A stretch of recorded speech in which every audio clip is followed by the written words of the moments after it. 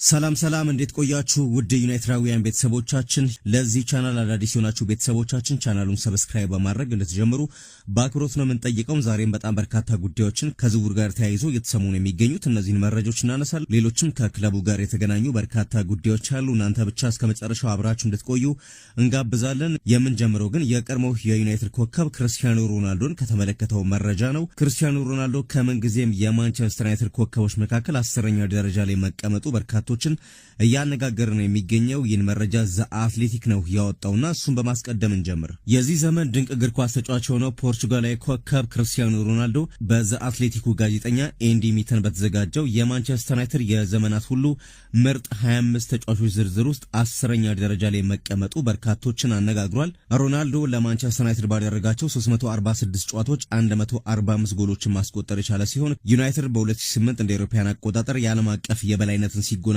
ዋናው ተጫዋች ነበር። ክርስቲያኖ ሮናልዶ በ2009 እንደ አውሮፓውያን አቆጣጠር ወደ ሪያል ማድሪድ በ80 ሚሊዮን ፓውንድ ዝውውር ማድረጉም እስካሁን የዩናይትድ ትልቁ የሽያጭ መዝገብ ሆኖ ይገኛል። ሮናልዶ በኦልትራፎርድ በቆየባቸው ጊዜያት 9 ዋንጫዎችን ያነሳ ሲሆን ከቦቢ ቻርልተን፣ ዴኒስ ሎውና ጆርጅ ቤስት በኋላ የመጀመሪያውን የባላን ዲኦር ክብር ለዩናይትድ ያመጣ ተጫዋች ለመሆን በቅቷል። በተጨማሪም በ2006/7 እና በ2007/8 የውድድር ዓመት የፕሪሚየር ሊጉ ኮከብ ጎል አስቆጣሪና የዓመቱ ምርጥ ተጫዋች በመሆን ታሪክ ሰርቷል። ሰር አሌክስ ፈርጉሰን የሮናልዶን ተፈጥሯዊ ክህሎት ወደ አሸናፊነትና ግብ አስቆጣሪነት በመቀየር ረገድ ትልቅ ድርሻ እንደነበራቸው የቀድሞ ቡድን አጋሮቹ ፓትሪስ ኤቭራና ጋሪ ኔቭል መስክረዋል። የቀድሞ የአካል ብቃት አሰልጣኙ ማይክ ክሌግ እንደገለጹት ደግሞ ሮናልዶ ከልምምድ በኋላ በጂም በጥሩ ምግብና በዋናና በበቂ ረፍት አግዞ ለብዙ ዓመታት ያሳየው ታታሪነት ለዚህ ደረጃ አብቅቶታል ሲሉ ከዚህ ቀደም መናገራቸው ይታወቃል። በ2021 ወደ ማንቸስተር ዩናይትድ ተመልሶ ባደረገው የመጀመሪያ የውድድር ዘመንም 24 ጎሎችን ማስቆጠር ቢችልም የቡድኑ ውጤት ማሽቆልቆልና በወቅቱ የታክቲክ መዛባትን ተከትሎ በህዳር 2022 ከክለቡ ጋር በውዝግብ ሊለያይ ችሏል። ሆኖም ግን ምንም ይሁን በመጀመሪያው የዩናይትድ ቆይታ ያሳየው ብቃትና ያስመዘገበው ውጤት በክለቡ ታሪክ ውስጥ ከታዩ ታላላቅ ተጫዋቾች መካከል አንዱ አድርጎታል እና መረጃው ሲቀጥል ክርስቲያኖ ሮናልዶ ምናልባት ወደ ሪያል ማድሪድ ባያመራ ኖሮ በዚህ ዝርዝር ውስጥ አንደኛ ላይ ሊቀመጥ እንደሚችልም ጠቅሷል። የኤንዲ ሚተን የማንቸስተር ዩናይትድ 25 ታላላቅ ተጫዋቾች እነማን ናቸው የሚለውን ስንመለከት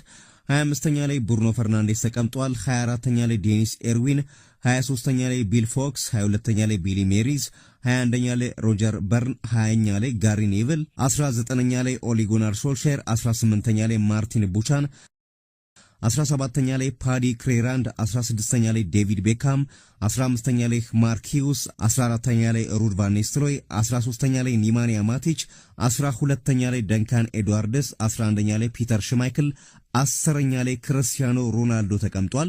በነገራችን ላይ ዘ አትሌቲክ በዚህ ዘገባ ላይ ሁላችሁም የራሳችሁን ምርጥ 25 የማንቸስተር ዩናይትድ ተጫዋቾች መምረጥ ትችላላችሁ ብሏል። በእኔ ግን አንድ ሚተን ሮናልዶን 10ኛ ደረጃ ላይ አስቀምጫለሁ ብሏል። እንደ ሪያን ጊግስ፣ ስኮልስ የመሳሰሉ ተጫዋቾችንም እንደዚሁ በምርጦች ውስጥ አካቷል አንድ ሚተንና በአጠቃላይ ግን ለክርስቲያኖ ሮናልዶ የተሰጠው 10ኛ ደረጃ ቦታ ይገባዋል ወይንስ ከዛ የተሻለ ማግኘት ነበረበት ወይንስ ከዛ በተቃራኒው በሚለው ጉዳይ ላይ ውድ ቤተሰቦቻችን የእናንተን ሐሳብ አስተያየት መስጠት ትችላላችሁ። አንድ ሚተን የዛ አትሌቲኩ ጻፊ ግን በዚህ መልኩ ሮናልዶን በተመለከተ መረጃውን አጋርቷል።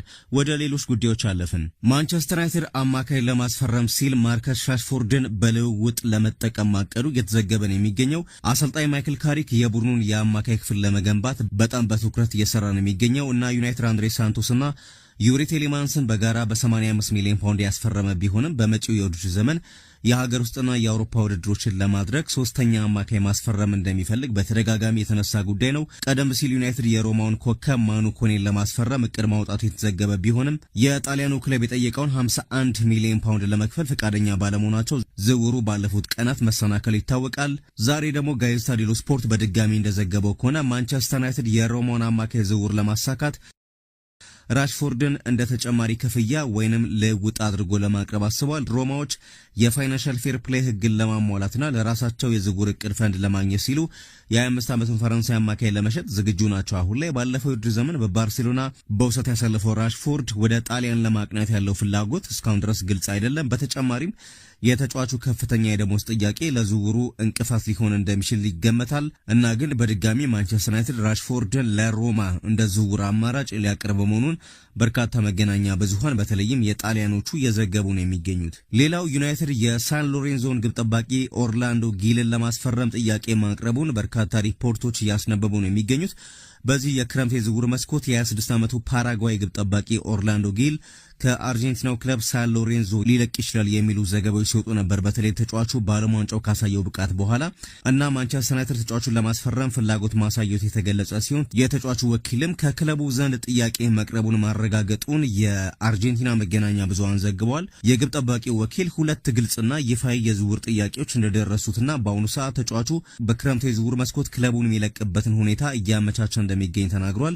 ወኪሉ ማሪዮ ጃራ ለዲ ስፖርት ራዲዮ በሰጠው አስተያየት ከእንግሊዝ እንደዚሁም ከጀርመን ክለቦች ጋር ንግግር አድርገናል፣ የማንቸስተር ዩናይትድም ጥያቄ ነበረበት ብሏል። የዝውውሩ ሁኔታና የክለቡ ፍላጎት ማንቸስተር ዩናይትድ ይፋ የዝውውር ሂሳብ ካቀረቡ ክለቦች አንዱ ይሁን አይሁን በግልጽ የታወቀ ነገር የለም። ሆኖም ክለቡ ተጨማሪ ግብ ጠባቂ የሚያስፈልገው መሆኑ አጠራጣሪ አይደለም። በአሁኑ ሰዓት ሴላመንስ በማንቸስተር ዩናይትድ የመጀመሪያ ተሰላፊ ግብ ጠባቂ ሆኖ ያገለገለ የሚገኝ ሲሆን ክለቡ ለቋሚ ቦታው ጠንካራ ፉክክር ሊያደርግ የሚችል ሌላ ግብ ጠባቂ ማምጣት ይፈልጋል። ጊል በዓለም ዋንጫ ውድድር ላይ ከፓራጓይ ብሔራዊ ቡድን ጋር በጣም ድንቅ ብቃት ያሳየ ሲሆን በትልቅ ክለብ ውስጥ የመጫወት አቅም እንዳለው አሳይቷል። ወደ ማንቸስተር ዩናይትድ የመዛወር ዕድል ማግኘት ለግብ ጠባቂው እጅግ አጓጊ የሚሆን ሲሆን አሁን ላይ በእግር ኳስ ዘመኑ ከፍተኛ ብቃት በሚያሳይበት የእድሜ ክልል ላይ በመገኘቱ በከፍተኛ ደረጃ መጫወት ይፈልጋል። ሳን ሎሬንዞ ለግብ ጠባቂው 10 ሚሊዮን ዩሮ የሚጠይቅ ሲሆን ማንቸስተር ዩናይትድ ደግሞ ዝውውሩን ለማጠናቀቅ የሚያስችል በቂ የፋይናንስ አቅም አለው አሁን ላይ። በተጨማሪም ዩናይትድ ተጫዋቹን ወደ ክለቡ ለማምጣት በማሳመን በኩል ምንም አይነት ችግር ያጋጥማል ተብሎ አይጠበቅም። ሁለቱ ክለቦች እንግዲህ በቀጣይ ስምምነት ላይ ይደርሳሉ የሚለው የሚጠበቅ ቢሆንም የአርጀንቲና መገናኛ ብዙሃን ግን ከትናንትና መሻሽ ጀምሮ ይህንን መረጃ በስፋት እያራገቡት ይገኛሉ። ሌላኛው ማንቸስተር ዩናይትድ የኒውካስል ዩናይትዱን የግራ መስመር ተከላካይ ሊዩስ ሃልን ለማስፈረም አሁን ላይ ሙሉ አቅሙን መጠቀም አለበት እየተባለ ነው የሚገኘው። በቶክ ስፖርት ኢንሳይድ ዴቪልስ ፕሮግራም ላይ አስተያየታቸውን የሰጡ ተንታኞች እንደሚሉት ከሆነ የ21 ዓመቱ የቀድሞው የቼልሲ ተጫዋች ሊዩስ ሃል በኦልትራፎርድ ይፈልጋል።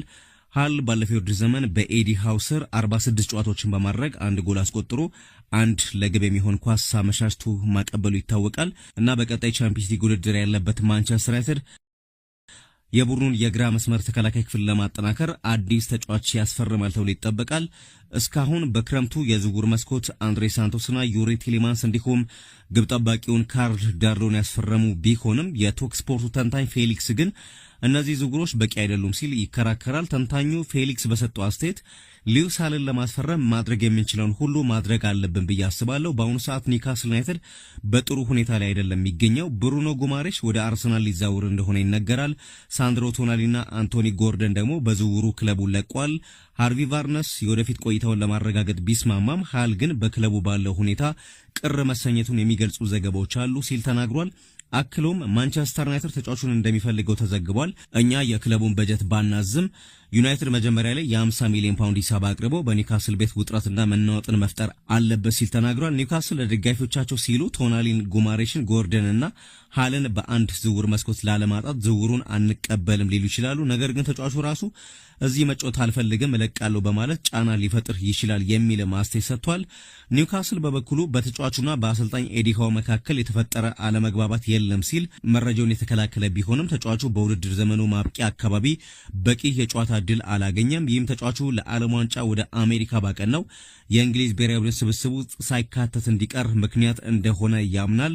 ኒውካስል ባለፈው ዓመት የቻምፒየንስ ሊግ ቦታን ቢያረጋግጥም በዚህ ውድድር ዓመት በደካማ ሁኔታ 12ኛ ደረጃን ይዞ አጠናቋል። በሌላ በኩል ፕሮግራሙን ያደረገችው አንጀሊና ኬሊ በሰጠችው አስተያየት ደግሞ እኔ በሊዩስ ሃል ቦታ ብሆን ቦታዬን ለዳንበርን በመልቀቄና በኤዲ ሃው ውሳኔ ምክንያት ለዓለም ዋንጫ ሳልጠራ በመቅረቴ በጣም እበሳጭ ነበር። ስለዚህ ዋጋ አልሰጣችሁኝም፣ ወደሚፈልገኝ ክለብ እሄዳለሁ ማለቴ አይቀርም።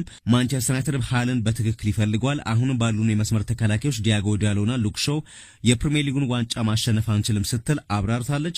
ኒውካስል እንደ አውሮፓውያን አቆጣጠር በ19 በ1995 ኤንዲ ኮለን በ7 ሚሊዮን ፓውንድ ለማንቸስተር ዩናይትድ ከሸጠ ወዲህ ምንም ተጫዋች ለማንቸስተር ዩናይትድ ሸጦ አያውቅም። ሉዊስ ሃል በ2023-24 የውድድር ዓመት በካራባኦ ካፕ ኒውካስል 3-2 ማንቸስተር ዩናይትድን ባሸነፉበትና በሊጉ 3-2 በተሸነፉበት ጨዋታ 2 ግቦችን በኦልድ ትራፎርድ ማስቆጠሩ ይታወቃል፣ በሁለቱም ጨዋታ ማለት ነው። ስለዚህ ወደ ክለቡ ቢመጣ በጣም ለረጅም ጊዜ ማንቸስተር ዩናይትድን የሚያገለግል ተጫዋች እንደሆነ አያጠራጥርም። ግን የማንቸስተር ዩናይትድ ፖድካስት ላይ እነዚህ ሐሳቦች ተነስተዋል። ሌላኛው ጉዳይ ከትላንት ጀምሮ በጣም መነጋገሪያ የሆነው ማንቸስተር ዩናይትድ የቼልሲውን አጥቂ ሊያም ዴላፕን ለማስፈረም እንቅስቃሴ ጀምሯል የሚለው ጉዳይ ነው። በእርግጥ ማንቸስተር ዩናይትድ ከሌሎች 2 አጥቂዎች ጋርም ስሙ እየተነሳ በሚገኝበት በአሁኑ ሰዓት ነው ይህ ውሳኔ ይፋ የሆነው። ዩናይትድ እዚህ ተጫዋች ላይ በ2025 ክረምት ወቅት ኢፕስዊች ታውን እያለ ነበር ፍላጎት የነበረው። ነገር ግን የ30 ሚሊዮን ፓውንድ የውል ማፍረሻ ክፍያ በመክፈል አጥቂውን በወቅቱ ቼልሲዎች መውሰዳቸው ይታወቃል። በስታንፎርድ ብሪጅ ትልቅ ተስፋ ተጥሎበት የነበረው የ23 ዓመቱ አጥቂ በክለቡ በነበረው ቆይታ የሚጠበቅበትን ያህል ብቃቱን ማሳየት ያልቻለ ሲሆን በጉዳቶችም ተፈትኗል። ዴላፕ ባለፈው ውድድር ዓመት በቼልሲ በነበረው ቆይታ በ41 ጨዋታዎች 2 ግቦችን ብቻ ሲያስቆጠር 4 አሲስት አድርጓል። የዝውውር ጉዳዮች ዘጋቢው ግሬም ቤሊ እንደገለጸው ከሆነ የቼልሲው አሰልጣኝ ዣቪ አሎንሶ ለሊያም ዴላፕ በክረምቱ ክለቡን ለቆ መሄድ እንዲችል ነግረውታል።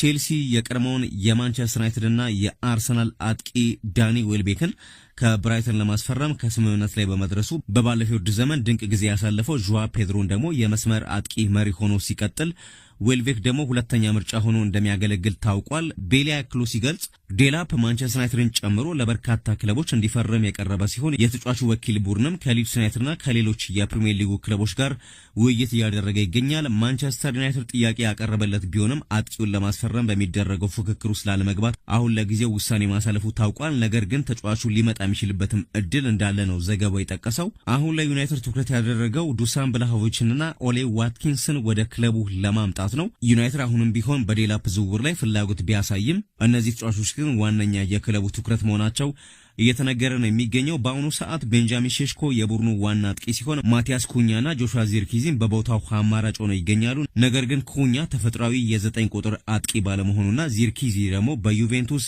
ፍላጎት በመኖሩ ምክንያት በማንቸስተር ዩናይትድ የሚቆይበት እድል አነስተኛ በመሆኑ ክለቡ አዲስ አጥቂ የማስፈረም ግዴታ ውስጥ ገብቷል።